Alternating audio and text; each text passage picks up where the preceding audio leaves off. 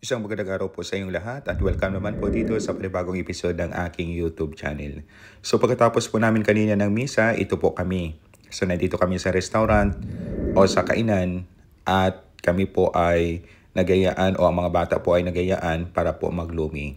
So dito, masarap po ang lomi nila dito, talaga namang malalaki at yun ay maya-maya makikita po natin ang servings po dito po sa kainan nito. Ayan, no, ang waiter.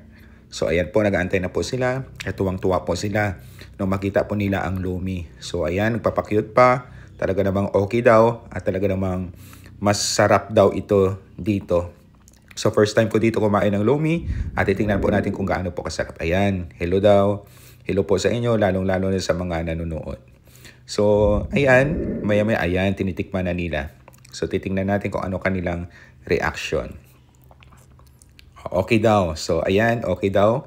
Masarap daw at talaga namang tuwang-tuwa po ang lahat. So, titingnan po natin, no? Ayan, yung iba naman, sabi nila, okay lang daw, masarap at talaga namang masarap po talaga nung matikman po natin. So, ubos po ang lomi, talaga namang simot na simot at gusto pang humirit ng mga ito.